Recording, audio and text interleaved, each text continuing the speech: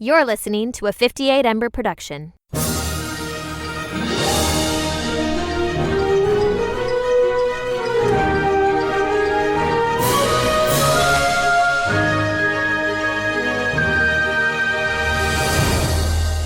Welcome to Sky Talkers. Here are your hosts, Charlotte and Caitlin.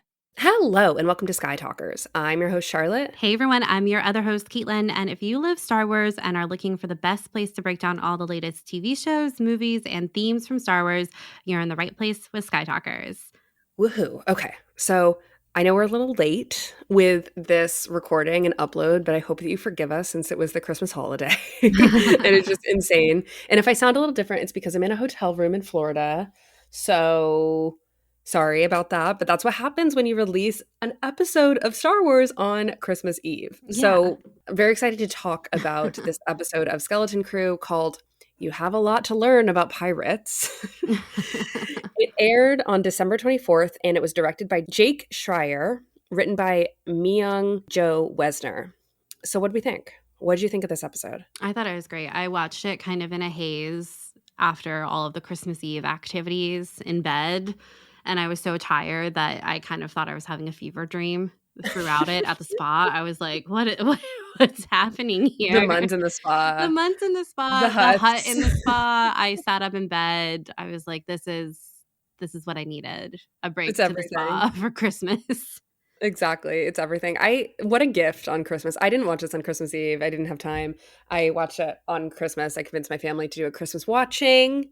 It worked out great. And I was unspoiled for everything. And wow, this episode was so well paced, in my opinion. Mhm. I loved it so much. Myung is actually writing another episode of the show coming soon. She is just starting out as a writer, and the director Jake Schreier has directed a bunch of episodes of Beef, that Emmy Award winning show, a bunch of music videos, Paper Towns, that John Green movie. John Green. And How'd you get here? I know. And then probably most importantly in terms of the timeline right now is that he's directing the upcoming Marvel movie, The Thunderbolts.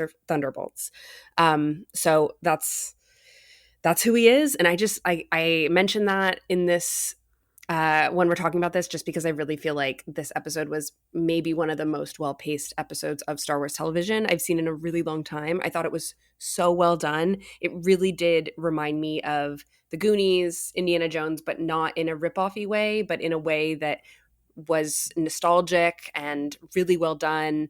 I loved it so much.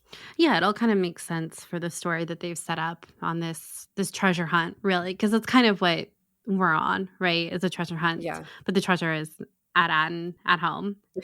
Yeah. Which Yeah. I think we have like a couple of, I guess, like standout things that kind of happen throughout the episode. I think first is the parents. Then we have the fact that we discovered that At Attin is an old Republic mint, which I was like, that I'm so glad we talked about the droid and the currency. I know. That was all you, Caitlin. You were like, the droid, what they're talking about. Liquidity, in episode 3. Funds, liquidity of fungibility. funds, something like that. Yeah, I know. It makes sense. It's all Yeah, about money. it is. And then Jod's betrayal. I think Yeah. for me, those were kind of the big 3 takeaways from the episode, which had so many fun pieces and moments, but it really felt like you could have had an episode about any one of those things, really about like the Republic Mint and then Jod betraying them, and that would have been a great episode. But the fact that we got all three of those in one episode with Muns in the spa just feels like the best And Christmas. And the hut. And Cthallops. I don't my even God. know what to say. We have to do a whole part on Cthallops because that just brought me so much effing joy. I can't even tell you. So funny because you are usually the one that's like, oh my God, another tentacle monster in Star Wars, because we have a lot of why it's fully subverted my expectations. Yeah, but he's the best tentacle monster ever. Truly I was ever. like, oh, this is Borg Gullet. And then it wasn't. It's Cthallops. Different. He just loves a good story. He Who does. among us doesn't? If you live, I'd love to hear the end of your story. Oh my It's so god. great. Okay, let's start with the parents because we start the episode back with the parents on At Attin. We get to see the tower. I assume we're kind of in the supervisor's tower or obviously another administrative building, and we get to see that all of the parents are kind of trying to work within the system to figure out how to get a message outside the barrier. And I thought, I just want to interrupt you. It's not the tower. If you remember, Neel says, "Oh, that building is what my mom works in, and it's different than the tower." oh, I thought he was pointing at the tower. Okay, um, Yeah, okay, slightly different, I'm sure but it's it's probably close tower and definitely an adjacent. official building. Yeah, Tower adjacent. It's with all within the same office park. yeah, yeah, yeah. So, Wendell, so Neil's mother, which I did not write down her name, but she tells Wendell that he has to basically get an override code or something like that in order to get a message outside of the barrier. And he gets caught by the droid. And I thought this was so funny, this little moment, very childlike, great to see adults acting like kids, but he's Mhm. got the, I don't know what you call it, but the little device behind his hand and The dongle, if the you. dongle. And the droid asks him, let me see what's in your hand. And he shows one hand. He goes, okay, the other hand. And then, he switches the dongle behind his back. He goes, sir, I need to see both of your hands at the same time.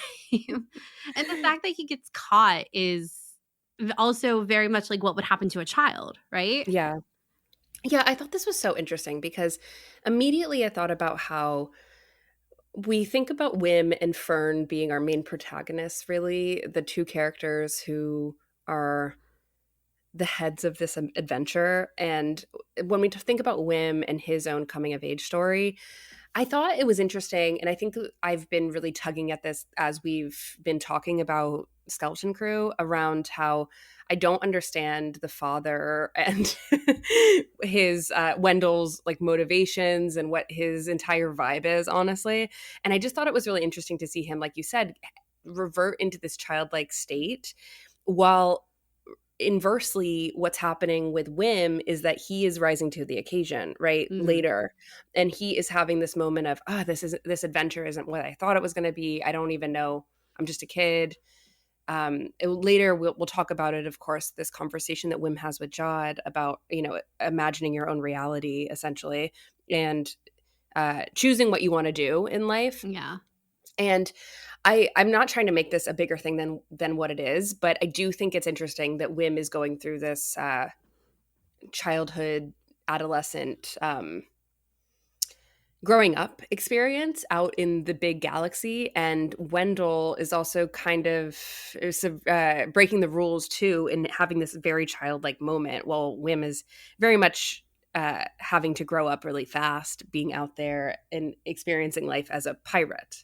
Yeah. I think there's also something to be said too about hierarchy as well. The fact that Wendell is in charge of Wim, but who's in charge of Wendell? And Hmm. in this case, the droid.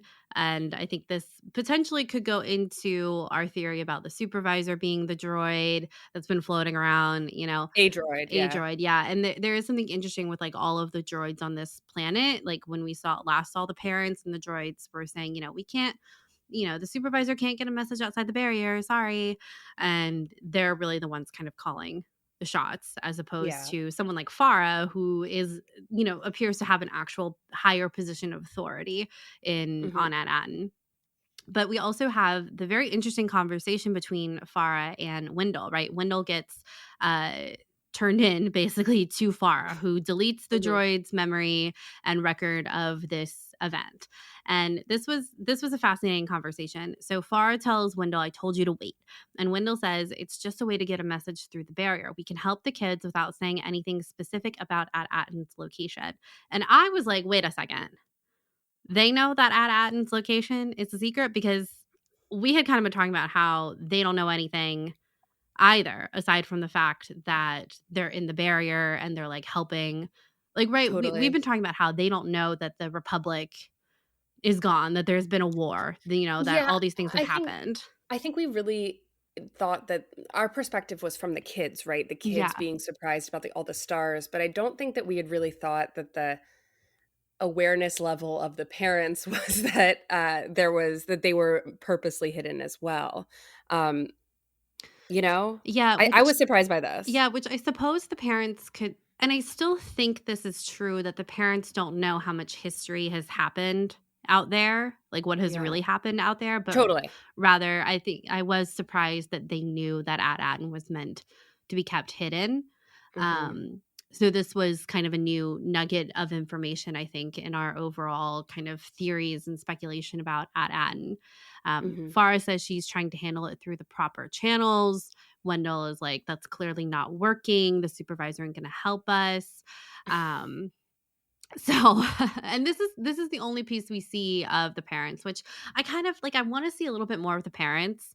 Honestly, I thought this was very juicy. I loved seeing the setup of the office building where they're working. Of course, that's like always fun to see other aspects of this kind of mundane suburbia life, which I say mundane, but it was a pretty ornate office, if I'm being honest. Like, I would Mhm. like to work there. Had great natural light, it looked like. And but I want to see more of the parents and what they're doing, mainly because I can't wait to see the supervisor. And I think we're getting close, and we're definitely going to be talking more about the supervisor as we get back with the kids. But I thought this was a very good kind of juicy opening to this episode. I agree. I think that something that was interesting is I liked seeing the parents all work together, and it was clear that they were concerned. I especially liked Neil's mom Mm-hmm. being the sort of catalyst here of let's you have to do this. You have to usurp the authorities here. I thought it was interesting that Farah told the droid to delete all the memory too. It really reminded me of the fact that she, like, her Fern does the same thing. That's the trick that Yeah, she does yeah.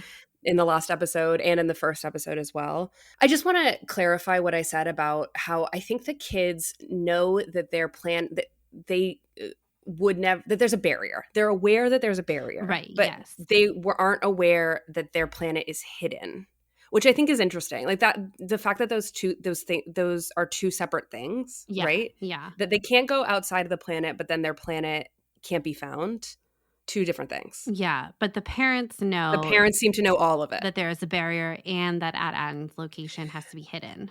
Okay, if I could then reopen some of our speculation around the money and you talking about potentially money being funneled out of At Attin Mm-hmm. to fund what, the rebellion, the New Republic, the First Order. I think like the first. That's what I kind of thought, like the First Order or something Yeah, like that. But more sinister. yeah, but if the Mint is still making old Republic money, Yeah, but that currency is still obviously accepted, right? Like people out in the open with the they know kids. what it is. Yeah, with the They kids know what credits the are like, "Oh my currency is. god, that's a Yeah, mint condition old Republic credit.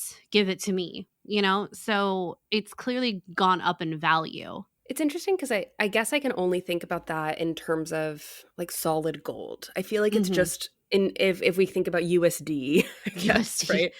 I was about to say like $100 bill or something, but absolutely not. I feel like that's way too low. I think it's more Yeah. like collectible solid gold that's just not in circulation anymore, right? And that to me would be the equivalent of the Old Republic credits. Yeah, I wouldn't even say collectible. It clearly Yeah. has. No, I mean in America, in the Okay. US. Yeah. Not here. I don't think it's Okay. collectible in the Star Wars universe. Yeah. Good to clarify. So I guess it's fascinating to think about if okay, so the mint is still theoretically the mint is still producing money, which I think it's safe to say it is because all the kids say that their parents work with money. That was the teacher droid's lesson in the first set of episodes was about money and currency. So it definitely feels like the mint is still in operation. Mhm. So again, where is the money going? I know. Because I still don't think it's just staying on At Attin.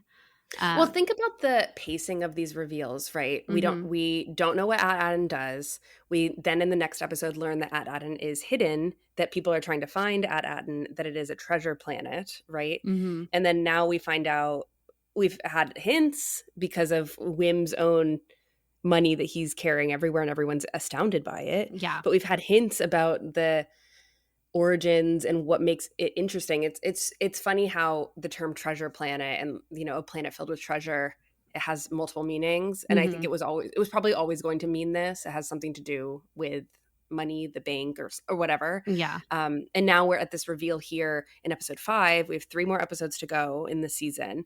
of the reveal being that At Attin is a mint, an official mint. It makes its own treasure.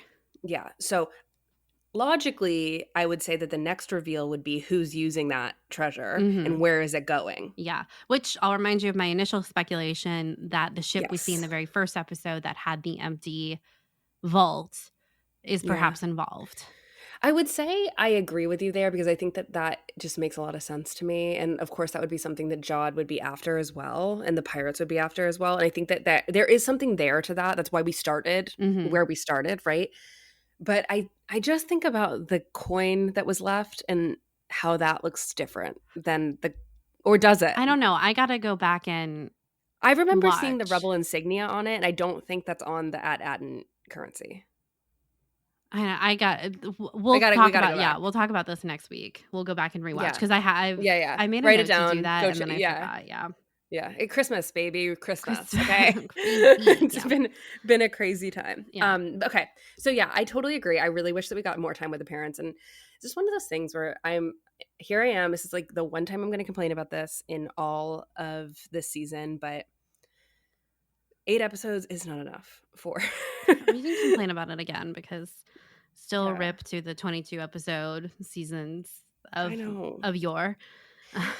I mean, just to say, gosh darn, isn't it nice to have a really meaty episode though? Like this episode was long, had very many parts. It was, like I mentioned, paced super well, so much pausing. If this were Clone Wars, it would be an entire episode of Cthallops, a whole 22 minutes.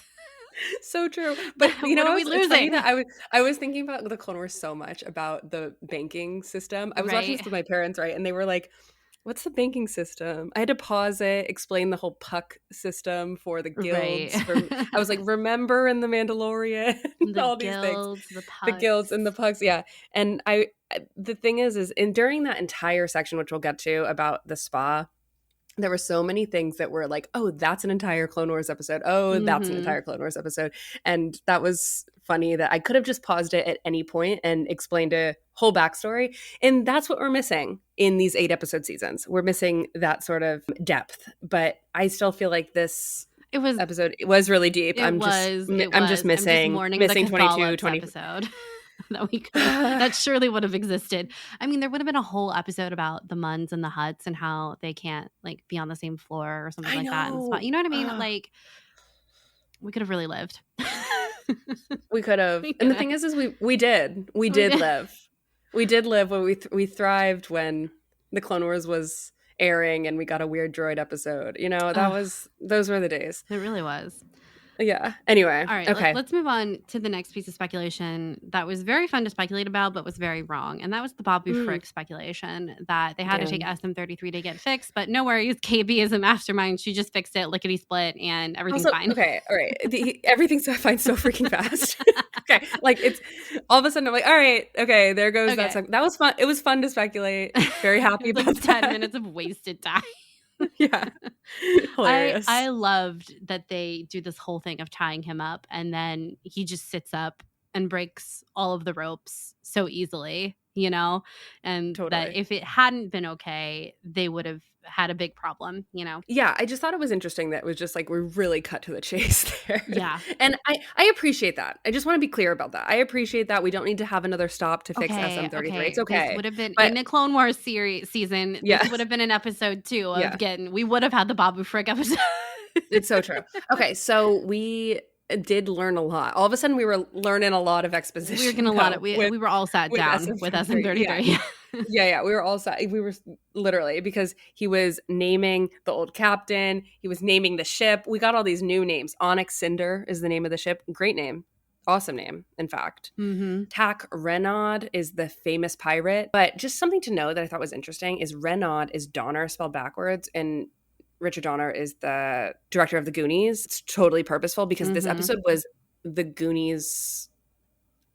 Like everything about it was The Goonies. So really makes a lot of sense. And I thought that was a fun touch. I don't know what it's going to mean. But we got that information. Then we found out that we got to go to Skull Ridge Mountain, which already sounds really cool, right?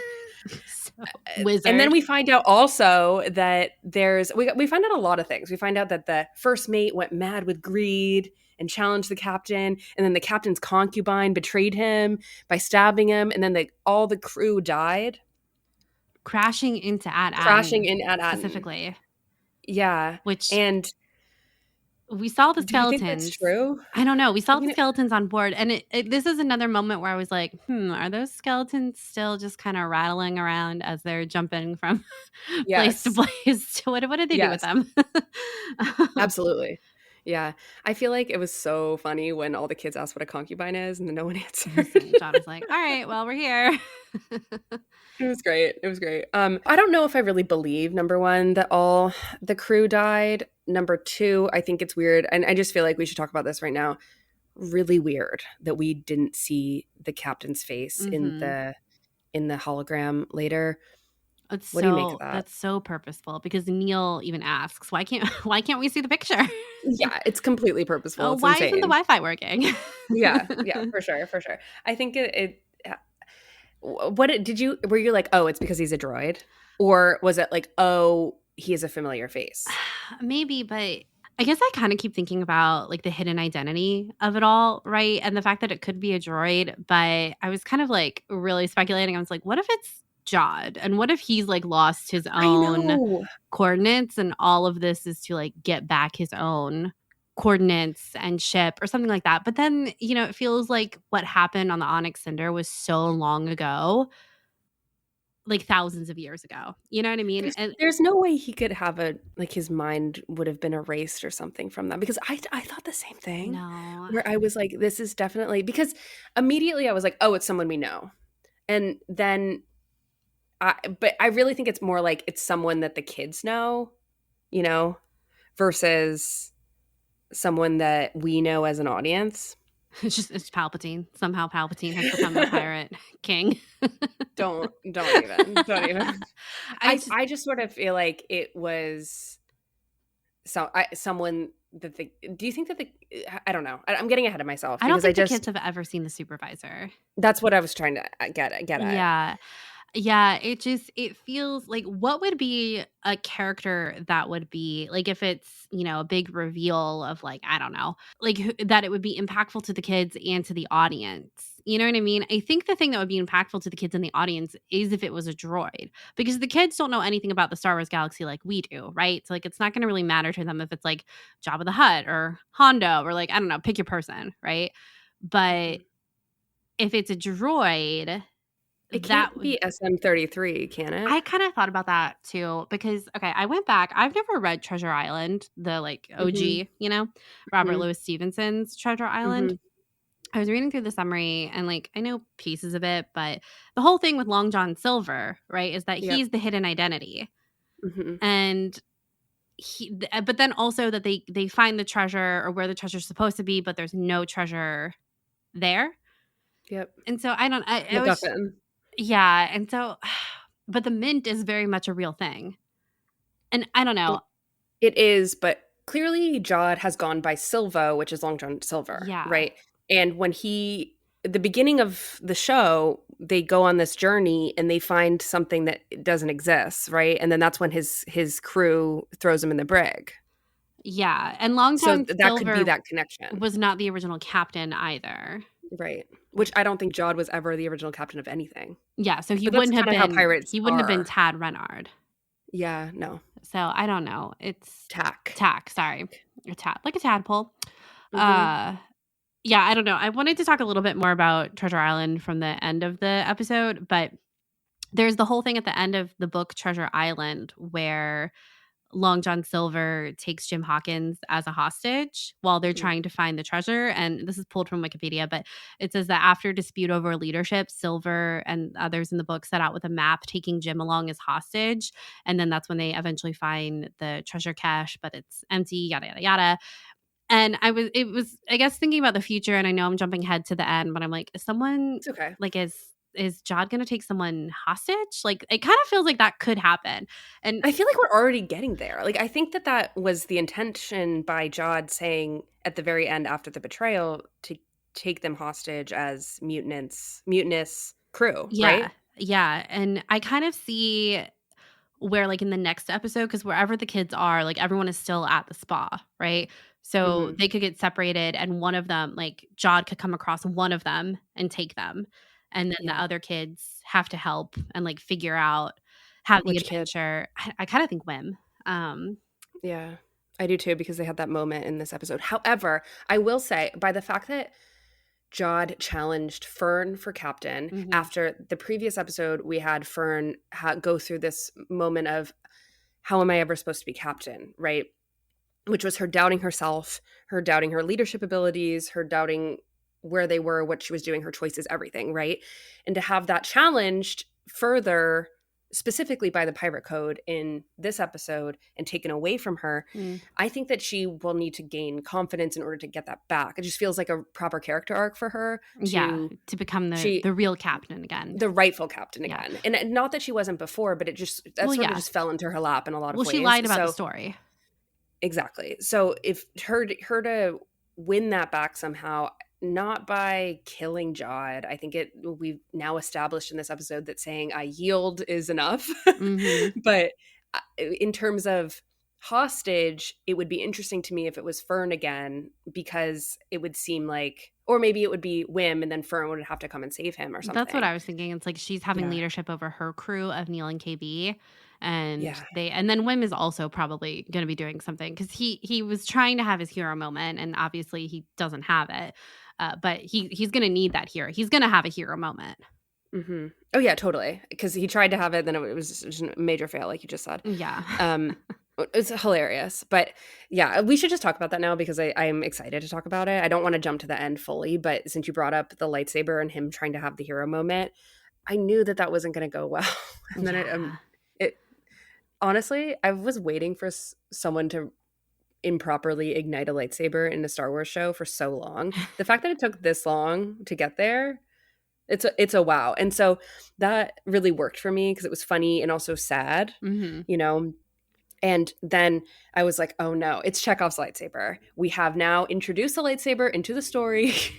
And when Jod picks it up at the end, how is this lightsaber going to be used? And so in terms of challenge or something like that, I think that when we talk about Wim having a moment again, will he get a second chance at using that lightsaber like his stories? Will Fern use it?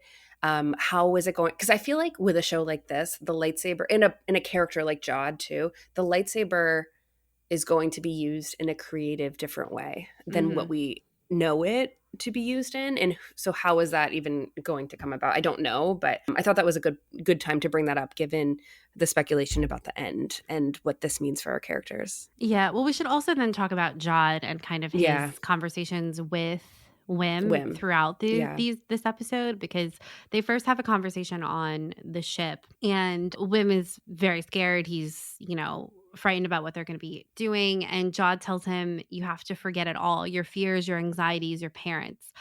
They're what you call attachments, and they're the last thing you need. Forget them. That's what I did. And he tells Wim, you have a powerful imagination. When you want to, you can see grand adventures, even in a rotten galaxy like this. Remember, your focus determines your reality. You have vision. Embrace it. Make your life the one you want to live. And Wim questions him about being a Jedi again, and Jod doesn't really answer. The Qui-Gon quote, I was like, Jod. I thought we were not doing this. And while you were talking about Wim and the lightsaber, it really got me thinking about like Wim's character arc and how we've been talking and what other characters have been talking to Wim about in the show is about this is not like his stories. This is real life essentially. And you can't kind of live with your head in the clouds about these Jedi versus Sith kind of, make believe stories. And that Jod kind of represented to Wim someone who was supposed to be this big Jedi hero, right? And then obviously wasn't. And Hmm. now Jod has a lightsaber and is saying Jedi things Hmm. about attachments, the Qui-Gon quote, right? So I just wonder, I think these things are going to connect again in another way about Wim and his feeling about heroes and Jedi and Jod. And I'm not really explaining it very well, but that that is going to come back around now that Jod has a lightsaber, that Wim has tried to use a lightsaber. Uh, I'm thinking again about how Jod has really not used the Force for much of anything aside from moving small objects. So it's kind Grabbing of like, things. yeah, it's kind of like, okay, what really is his power here? He's never like, we've never seen him try to use a mind trick. He's never like done anything bigger than turning off the lights, really. Mhm. um, so I guess again, I'm just kind of thinking about the image that Wim has of Jedi and how Jod has all of the pieces of a Jedi, and But disrupts that entire concept. yeah, and I think it's really starting to hit for Wim in this Mhm. episode, and we'll kind of see the ramifications of that fully next week, because I think Wim has kind of started to realize that throughout, but he still is like, how can you be a Jedi and use the Force, right? Like he's still kind of clinging to that make it make sense to me, Jod. And now kind of the wool has been pulled out, the rug has been pulled out from under him with this betrayal from Jod, who I think Wim has kind of tried to believe the best in out of all the kids. Uh, and then in this episode, it's all gone. Yeah, I think that Jod, just a second for we need a second to discuss the fact that we were like, maybe Jod isn't a Jedi. I don't know, blah, blah, blah, right? And then he comes in hot with the attachment conversation that only really happens with the Jedi, right? And then the Qui-Gon quote. I mean, this is crazy. So is the Order 66 theory alive and well? What are we doing here? I What are we doing? And I think then what does this mean, and what is this show saying about the Jedi?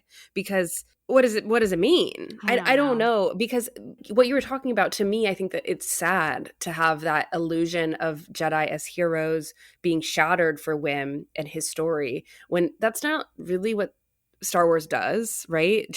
Should be figures of hope, and are figures of hope in childhood stories, right? So So then are we why going does to be seeing a real Jedi by the end? that's what I'm trying to say. So are we going to get that? And do we want that? I don't know. I We don't saw know how if I want that. the Jedi we've got around right now is Luke. I know. Is he And coming back? I we don't saw how know. people really received that Yeah. in The Mandalorian. Not us though. I mean, We I was loved here it. for it.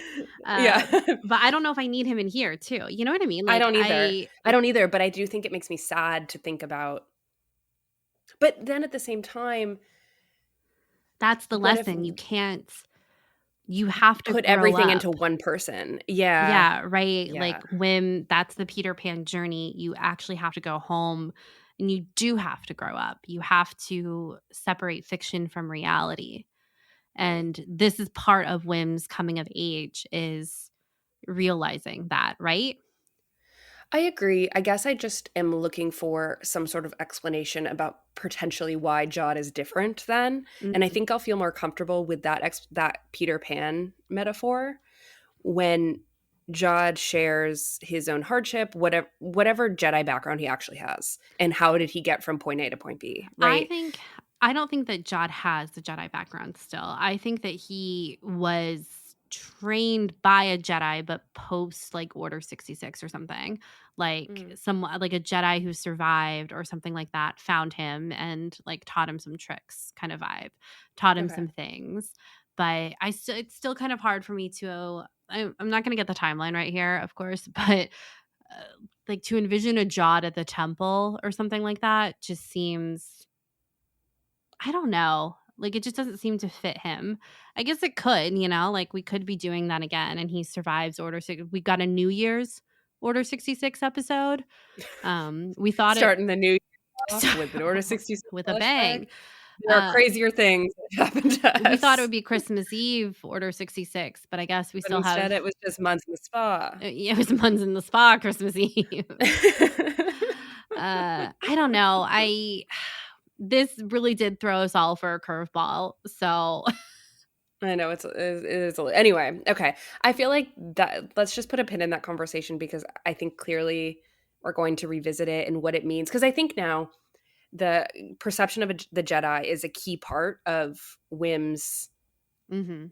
coming of age story, and how Jod fits into that now is crucial, given what their conversation was. Which I think him saying when Jod was saying these words, we've talked ad nauseum and on the show about what is right and wrong about the attachment philosophy for the Jedi and how that was detrimental for Anakin Skywalker and several other Jedi and stories and things like that, right? We've talked about this a ton in various ways.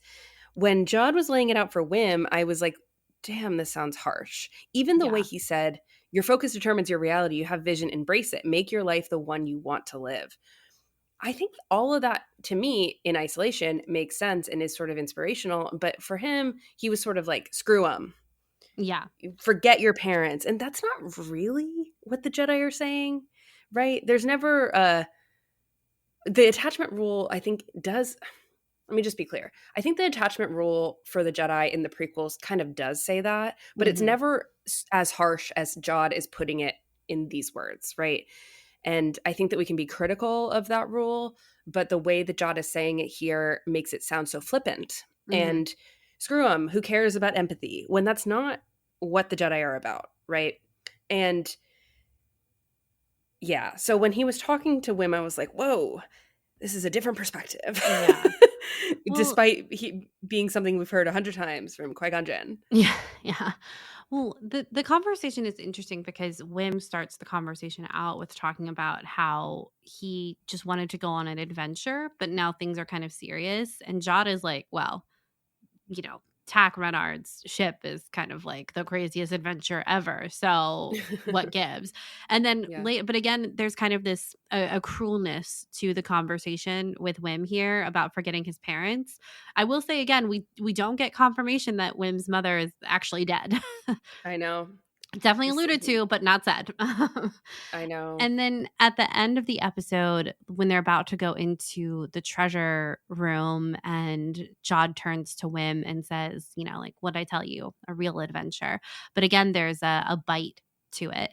And then, you know, obviously he ends up betraying the kids. And I feel like you're kind of seeing that side of his personality kind of manifest throughout the episode, and it really kind of accelerates once we get into the treasure room and you see the wheels turning, I think, in Jod's head, especially on the second watch. Yeah, I totally noticed. I felt the same way on the second watch. Let's talk about Lanupa. Okay. Oh my god, Lanupa. Last time we talked, I talked about how I really wanted a solo vibe. You got it, babe. I got it. Delivered immediately with the pleasure yacht. I was like, oh my god, what are we doing? This is insane. I got exactly what I wanted. And I love that it's a neutral planet that all are welcome if they keep the peace. Violators will be shot down. It was great. It's very funny. It was so good. And then of course when Brutus arrives, they just shoot them down. Yeah, that was great. I loved that dichotomy. But them arriving, you wrote in the notes that it's very Cloud City arrival, and it totally is, except I didn't really get an eerie vibe. I got a capitalist vibe to this. Yeah. And I felt like I loved the leis that they put on them. The flowers were very satisfying to me. I love the way they look. I keep looking at them like, wow, they're so round, so lovely. And I thought it was hilarious when they were like, no weapons. And they hand Jod a drink, and he's like, strict but fair in terms of the weapons. Funny. It was great. It was sipping the drink, making it was a complete mood. I don't know. I loved the gag of SM33 throughout this whole episode. You know, even when they're landing, and Jod was like, "You took us to Lanupa." And he's like, well, you know, it has many names, like the Pit of Despair, Skull Ridge Mountain, very evil place. Also, Lanupa. Like, it's just, and he talks about how they've, you know, like what have they done? They've ruined it. And then the camera pans to this like beautiful, ornate spa.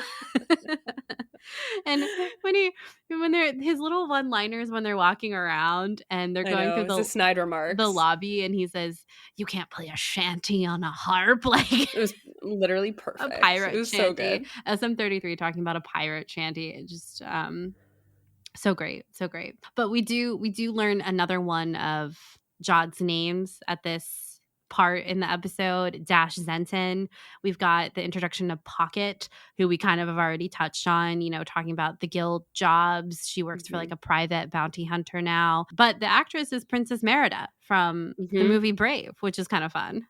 I know. I thought that was great. Also, I love the name Pocket. I think it's a perfect name. It's spelled Pokkit. Someone on our Discord said that it felt like an allusion to the two pirates in Pirates of the Caribbean calling Elizabeth Swann puppet. Yeah. And I think that's true. I thought that too, and I'm glad someone else said it. Len got me not feeling crazy about how often I think about Pirates of the Caribbean with this show.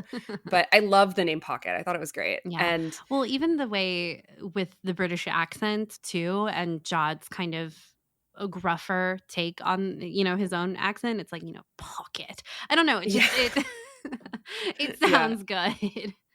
Also, Dash Zenton is the name that Pocket used for Jod. And it's funny that I like hesitated there a little bit because I'm like, what name do I use? Because it's funny that the kids are now clocking how many names he has, just like we all are. How many names does he have? Is what Fern says. We didn't even cover the fact that the kids are disguised as the wise elders, and they look so funny. It's just so cartoony. I love it, and I love when it pans to them being kids and just playing and being funny in their little costumes too.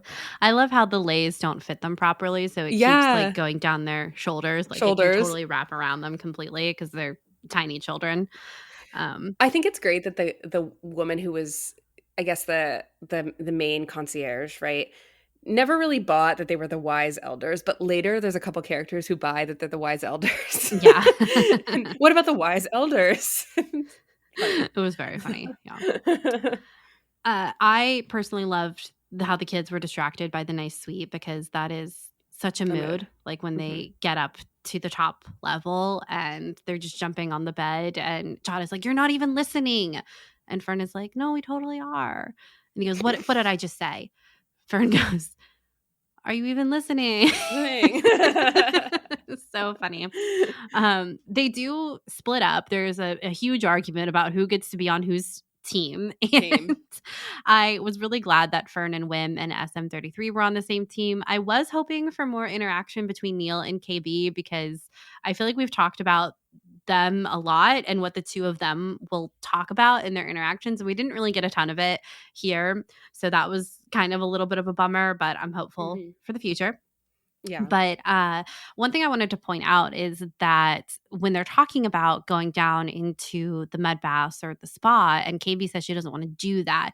And Fern says, "Oh, are you worried about corrosion from the steam?" And KB says, "No," but she's kind of hesitant about that. And then later on in the episode, when her, Neel, and Jod are looking at the wall markings, the steam is coming up and clouding her vision, and you kind of see her mess with her visor some. And this feels specific, feels purposeful, right? We know that there's something like medical about her visor. So is that going to come up again later? We've seen her visor kind of start to malfunction or have a weakness, I guess I should say, in this episode. So will that come back around in the future? I think so. I think so too. Yeah. It feels like KB was sort of hiding the fact that the corrosion from the steam would actually fully disrupt her visor. And I know that her parents had said that we had made a comment earlier around the fact that their parents were like, but what her detection device or something like that. I can't remember the life monitor, I think. Yeah, her life monitor. And I think we were like, is this a medical reason or is this just like find friends, right? Yeah. Is this just like a tracker? And I think it's clear from that this comment that Fern makes to KB about being worried about the corrosion that there is a sort of medical need here. And I just feel like it's going to come into play at probably the worst time. Yeah. So yeah. Now it didn't happen in this episode, but just like the lightsaber now being introduced, I do feel like it will come up soon, probably at the end of the series in the climax of the show. All right. Our fave is back, Brutus. We see him for just a small moment, but it was a great moment, and I was glad to see him again. Great. That's it. I think that SM33 showing the symbol of Captain Renaud, it's just once again the most piratey pirate thing ever with X marks the spot. Mm-hmm. And it's an inversion of the X. Mm-hmm. It's a bunch of lines that can sort of form an X, but not really. And yeah, I'm like, we finally are here. We're doing the X marks the spot of it all. Well, the fact that they actually end up in a full-on treasure room it's perfect. It's crazy. Yeah. But we have Pocket, who tells Brutus that she has checked the pucks. And Brutus sends his guys to Lanupa to see to come and get Jod. We hear another one of Jod's names in this little section of the episode, Jodwick Zank. And he's also called Mad Captain Silvo, which I don't think we've heard the mad part yet, right? So no. That was also a little, what does that mean, you know? There was a bunch of foreshadowing to the end of this episode of Jod betraying them. First, like you mentioned, the mention of Mad Captain Silvo, for sure. Cthallops being like, yeah, you shouldn't trust him. The conversation around the previous captain being mutinous and not trusting their captain, I felt like that was a clue to where we would get to. And then, of course, obviously the entire story just before it. But the second watch, I was like, there's only one way this episode could have ended, and that was with Jod betraying the kids. Yeah. For sure. Well, we've had characters tell the kids not to trust Jod. Really, Kim has told them not to trust Jod. And then Jod kind of, I guess, proves himself last week when he, trades the credits for the EOBs and gets the kids back. You know what I mean? Yeah. And I think we've kind of been talking all throughout the season about what is going to be the end point with Jod and the kids. Is he going to betray them, but is there going to be some kind of small redemption? But ultimately, he's a pirate. He will be back on the high seas, probably up to no good, right? So it makes sense that we would have this moment that there is a betrayal. But like I said, we've had people telling the kids not to trust Jod. Of course, characters like Fern and KB have been skeptical of him all throughout the show, whereas Wim and Neel have always been, hashtag team Jod. But this episode, we have so many characters telling the kids not to trust Jod. The very beginning of the episode, Jod says, you can trust me, right? And Fern is like, absolutely not. When he tries to get them to stay on the ship. And then we have Pocket, who tells them not to trust them. And then, of course, Cthallops says not to trust him. What I thought was interesting was that clearly Wim and Fern were talking to Cthallops and being like, yeah, we don't know if we can trust him or not. And then Cthallops sniffs him and goes, yeah, don't trust him. Jod's whole story just really keeps me on my toes. I really don't know what to think. I'm always like, maybe we're on a story arc with him that he's not going to betray them, and then he does. And it's just like what I said last episode about how I really wanted a double crossing. I feel like there's going to be another double cross that's going to happen with Jod, but it's anyone's guess. Also, I don't know. Yeah. I really don't know. I think there could come a time where Jod does have to kind of pick between the treasure and the kids, and it's like a hard choice, but he picks the kids. Yeah. I think that could be what's coming. I agree. And darn, Jude Law is so good in this role. I feel like I don't know if anyone is giving him enough credit. Like, he is killing it. It's so good. He's so good at this. Yeah, this week was definitely his time to shine. Exactly. Okay, let's talk about Cthallops. Cthallops. Oh my God. Cthallops.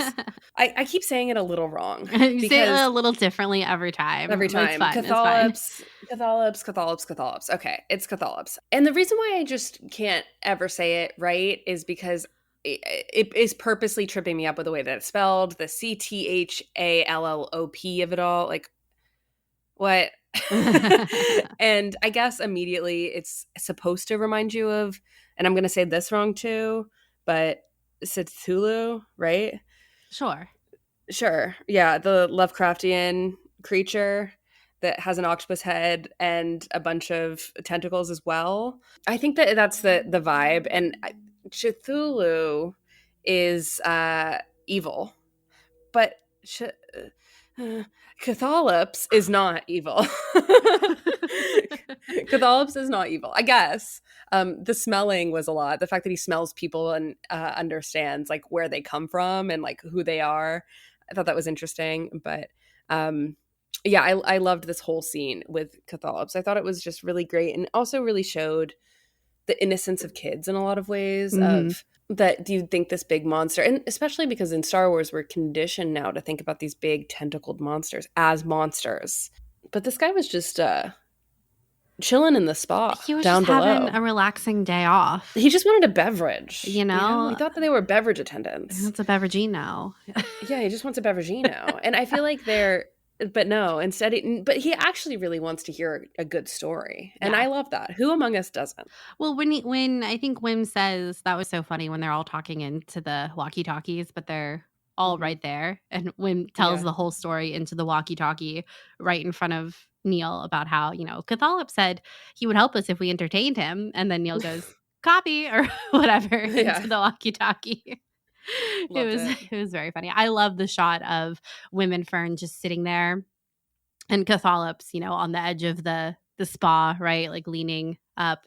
It was cute. One thing that I wanted to note was that it was Wim who was telling the story here, not Fern, which I was kind of surprised about. But Wim was telling this grand story about Captain Fern, right? And this kind of reminded me of our conversation last week about how Wim and Fern have this heart-to-heart about, Fern was actually the right person to be captain, not Wim. And so it was cute to hear Wim telling this story about how Captain Fern led them into battle and, helped save the day. It wasn't actually about Jod.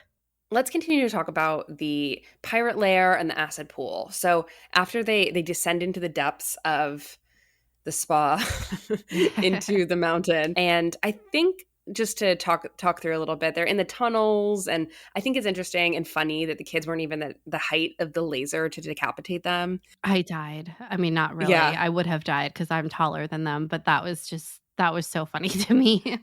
It was great because I know that in Indiana Jones and the Last Crusade, when Indiana Jones is going through all the different motions in order to get to the Holy Grail, there's that part where it's like the penitent man goes through it, and the penitent man must kneel before his savior, right? And so he kneels in order to miss that, razor blades basically that come out that would decapitate you in this booby trap.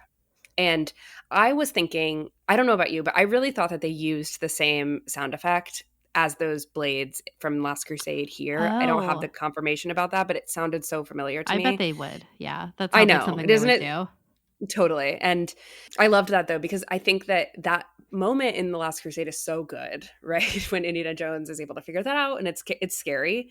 But the kids didn't even need to do anything because they were short. So it's great. And I think that, again, this is just so the Goonies with the booby traps in the tunnels. I also really thought that it was genius with the sacrifice in the acid pool, of the sacrifice not being a human life as the kids would think it would be, because that was what I thought as well when they approached it. And I was like, okay, who's going to die now? I was like, what are they going to do? I don't know. How are they going to get out of this? Yes, yeah, exactly. And then I think it was interesting that Jod was like, whoa, you got to think like a pirate. And it's actually treasure that is the biggest sacrifice, the greatest sacrifice. And that was great. And again, with me saying that it was really well paced, but there was a second or two where I really was like, when they threw in that last credit from the Old Republic credit, I was like, this didn't work. What are they going to do now? Yeah. And it did remind me a little bit of the newest Indiana Jones movie. In the Grecian temple, remember there's like some liquidy substance. That they gotta go through. Yeah. And when he said it was acid, I don't know about you. When he said it was acid, I was like, oh, they got to figure out a base. They got to like find themselves. No. I know. I'm like, this is my scientific brain that doesn't really work. I was like, what scientific brain? Exactly. I have no scientific brain. That's the point of this whole thing. But I was like, oh, maybe they'll like have to coat themselves in some base, and that's how they get through it, because it would like neutralize it. I don't know. Similar to how it was in Indiana Jones. And instead, it just drained, and I think that was good. But I was like, I don't know how they're going to get out of it. And I was thinking about Indiana Jones the whole time, as usual. Yeah, it was pretty dark, this whole scene. I mean, when the guards are chasing them down through the tunnels, and that one guard gets shot and gets whooshed up to be Oh my impaled by gosh. spikes. I I was like, know. okay, that's kind of serious. And then it was That was scary crazy. too at the end when once they hear from, Captain Renaud about the treasure on At Attin, about it being a Republic mint and all that. And Jod says to SM-33, oh, you have access to the whole system, right? And he says, fill up the pool with acid again. That is really kind of that next hint that Jod will means business, right? And it was scary, and you know what the acid will do, and you hear all the pirates behind. Sizzling. Yes, sizzling. Yeah. And I was like, oh my god, Crazy. thank God we didn't see Brutus here. Like, So true. But do you okay, so as violent as that was, do you think they're all dead? Yes, yeah, I right? do. Yeah, I mean, That's it for them. yeah, Okay. yeah, absolutely. All right. No more Urkel pirate. Yeah, he really Okay. was not long for this I show. know. I kind of How thought he would have a bigger crazy. role. Me too. Me Yeah. too. Yeah, so if he really is, if they're all dead, okay. But still, okay, so now, not to jump ahead. Actually, I shouldn't jump ahead, right? There's more to talk about in this room. Yeah. So they're looking before they have to find the data port, right? And I know we're talking about Indiana Jones and the Goonies, and yes, and yes, and yes, but I would also just like to bring in our favorite Nicolas Cage movie, National Treasure. Treasure. I'm not going to say that's my favorite Nicolas Cage movie, but sure. I love National Treasure. I do too. But I also love Nicolas Cage, and that's not my favorite Nicolas Cage movie. That's fair. That's fair. But also a great treasure room in National Treasure. But they are talking about how the room would be booby trapped, right? And Jod says, pirate captains never trust their crew, and this is also going to come back. That's around. another foreshadowing, by the way. Yeah, absolutely. And I like that Neel is the one to find where the data port is, right? We've got the table full of rotten food, but the one thing that isn't rotten, and that's when, we do actually get to hear the captain's story. We don't see his face. And the captain says, I have the ship clad in armor and ready, but my crew still doubts At Attin is real. I need all hands to seize the treasure. No one knows it is the last old Republic mint.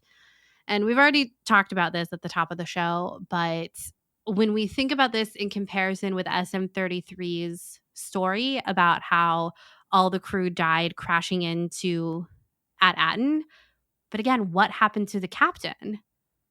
Did the captain also die crashing into At Attin? We don't know. We do not know. We don't see his face. I really believe in my gut that he is the supervisor. SM-33? No, the captain. Oh, yes. I do too. Question mark. Because depending on how long ago it was, right? I know, that's what everyone is saying. But I still am like, with Star Wars, I don't know. I don't really. Maybe he now is a droid because he's extended his life in this weird way or something. He could be like a Grievous Palpatine himself. person now. Totally. That's a good point. Yeah, Okay, yeah. I think we need to take that and add it into the speculation pot. All right, great. Just out of nowhere, but yeah, it would be cool. Well, I mean, it could, if the money is funding nefarious things like the First Order, Empire, all of that, right? We've even talked about it funding the Palpatine's contingency plan, which was looking into research about extending life, preserving life, cloning, all of that. It could all go together. You know, there could be something there. I don't know. Yep. I think the thing is I really feel like most Star Wars shows these days actually have all an undercurrent of that. Preserving life, figuring out a way, and extending life, not necessarily preserving life, right? Yeah. Extending life and making sure cloning is still top of mind, that there are crude facilities that will be able to make something unnatural, right? That is what we're leading to fill in the gaps to get to the Rise of Skywalker. And we've been doing that for years and years and years, from the beginning of The Mandalorian, really, through Bad Batch, through all of this. Yeah, I think your use of the word unnatural is like the best Yeah. adjective for what's happening here, because like we talked about in the very first episode, there is something unnatural to At Attin given the time frame that they're in. It's unnatural for them to have these Republic credits. Why have a mint for a government that doesn't exist anymore? That's unnatural. It's unnatural, the history that they're being taught. It's potentially unnatural what the supervisor is, maybe fully unnatural as a droid or partially unnatural. Anyway, I think that's our keyword here. And I'm glad you said it. Well, it's Palpatine's keyword, so It is, but we're taking it from him for our purposes. Yeah, for sure. So yeah, to talk about him, but yeah. I mean, dang it. all roads lead back to him, let's be honest. Crap. Yeah, unfortunately. Somehow. Somehow. Even here on a treasure planet, on a planet that doesn't exist. Yeah. Anyway, I just think that there's always that undercurrent. So that could be part of the supervisor, as we've talked about, as relating to sort of the Wizard of Oz, as being like the wizard figure too, who is, I don't know. We'll see. Yeah. All right. This is when we have finally at the end, we've kind of already talked about it, but Jod invokes the challenge to be captain. And SM33 says he has to do it. Fern actually tries to fight back, which I was like, you would, Fern, and I love you for that. A reminder that Fern, went back in the first episodes on the Port Borgo when she's got the blaster in the air in front of all these scary pirates, and she is just so brave. But we really see her be quite scared here. And when Jod, it's scary when he takes her with the knife to her throat. You know what I mean? It's very scary. And I was stressed. I was really nervous. I was pretty stressed too. And Jod keeps telling her to say yield and he won't hurt her. And she says, you're a grown up. You can't fight us. We're just kids. It's not fair. And especially because we had talked about how he stole that knife from the skeleton. And it was, I'm like, who is he going to use it against? And I think I had said like maybe the kids, right? And it happened, but I was like, you better not actually use it. Yeah. God. Yeah. Do you think that he was prepared to actually use it? I think so. I think so too. I think we have to take his word. Yeah, you have to believe that he's going to. I don't think Skeleton Crew would ever do that as the show. But I think you have to believe that the character would actually, use it. Yeah. Yeah, I agree. And we already have Wim's lightsaber moment that we talked about. And yeah, I was glad that it was Wim who knew to use the trapdoor by the table and get them out of it. And I do think Jod just looked so sinister at the end after he sees them fall away, like through the floor. But then he takes the lightsaber, and importantly, we do hear it ignite again as the screen fades to black. And it's just like, I do think they're going to run into each other trying to get out. Yeah, because now it's a race to see who can get to the ship. Get to the ship at first, yeah. Yeah. With or without SM33, it doesn't matter. Yeah. If the kids get there, they'll figure it out. Yeah. So there's going to be a fight for the ship and what all that will entail. They could potentially all become hostages. They could all become hostages, right? And he gets them all back on the ship, and then they have to lead their own mutiny against Captain Jod, which that could also be a potential outcome for what's coming next, rather than. And then they survive, unlike the other crew who goes to At Attin. Well, yeah, is the story going to repeat itself, right? The first version is that all of the mutinous crew die crashing into At Attin, but we don't hear about the captain. Right. So then in this version, is the ship going to crash back into At Attin, but the mutinous crew, the kids, survives and the captain dies. Yeah. Yeah, could happen. I could see that. Yeah, personally. It still seems like a lot to kill off Jod. Yeah, I don't think they would do that. Yeah. But maybe something bad would happen to him. Like they could take him prisoner or something. Yeah, he loses the ship, loses the treasure, something like that. I think you're probably right that they do meet up again, and then they're all back on the ship again. But I think it's also interesting that now they presumably have plunged deeper. The kids have plunged deeper into the mountain itself and will now have to navigate whatever next booby traps or whatever lies within the mountain underneath the spa Now they will have to go through that themselves when before they had SM33 telling them what to do and also the help from Jod, which I think was help. Yeah. What else did Captain Renaud leave down there? Potentially another Yeah, ship. exactly. They could be another ship down there too. So true. Yeah. So true. We potentially do have Brutus also up above because the guards say that the spa is being attacked by pirates. So there could actually be a lot more pirates. Like Brutus could be on the planet with other pirates that just didn't get sizzled. So there's the potential for Jod and or the kids to run into more pirates as well as they're all trying to escape. That's true. And it does feel like there's unfinished business, obviously, with Jod. Like, I don't think as much as we just sizzled the other pirates who were after them, I don't think that that's the end of the thread of the other pirates after Jod, right? Yeah, I don't think so. Especially, yeah, interesting. Yeah. A juicy episode. So juicy, so much happening. So juicy, so full of acid, so full of rejuvenating mud. Well, speaking of rejuvenating mud, okay, I just have to say this, okay? I was thinking about how they, got rid of the acid. In the very beginning, it was like, oh, they're going to have to swim down into the bottom. Mm-hmm. What are you going to say next? I'm going to talk about the baptism.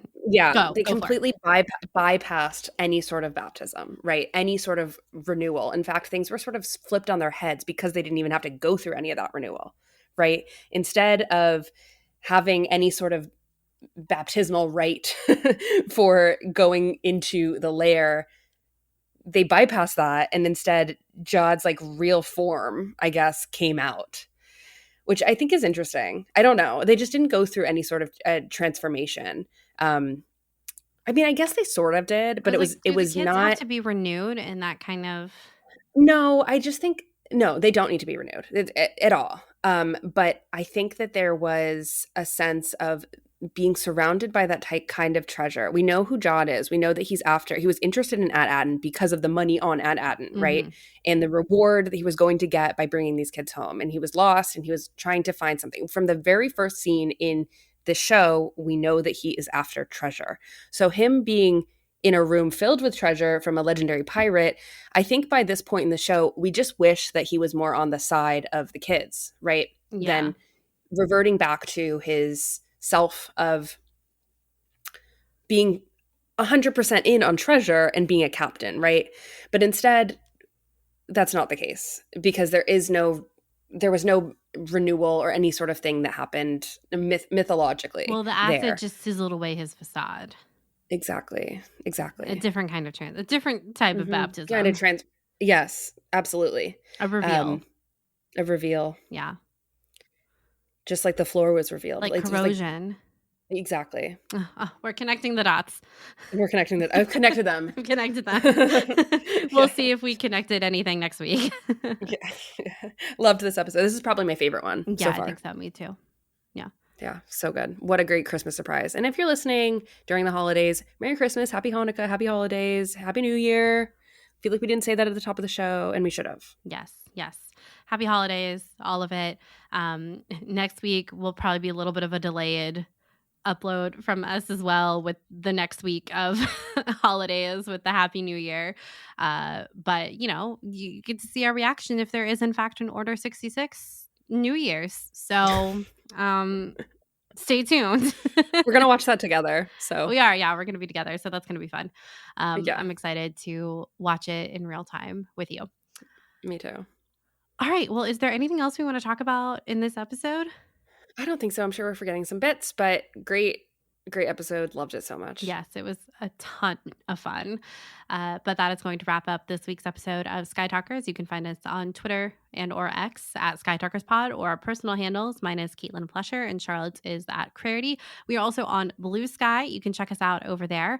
We have our TikTok, Instagram, Facebook, email. Those are all great places to find us. And if you have a couple seconds and would like to leave us a review on Apple Podcasts or Spotify, we would so appreciate it, as it helps other people find our show. And if you'd like to be involved in our Discord community and support us on our Patreon, you can head on over to patreon.com and check out our different reward tiers there.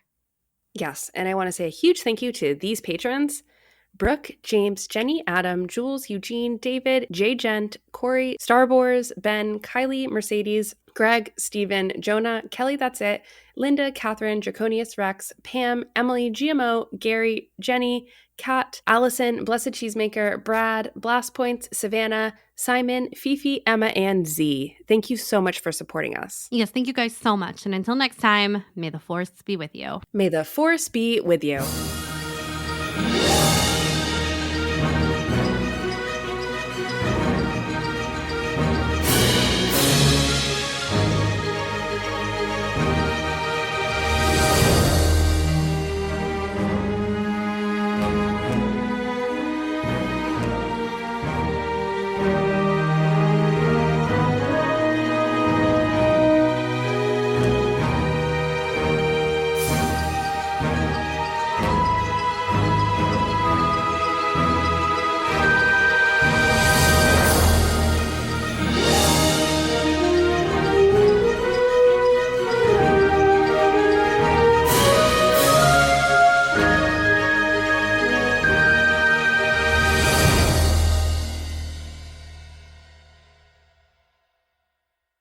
This has been a 58 Ember production.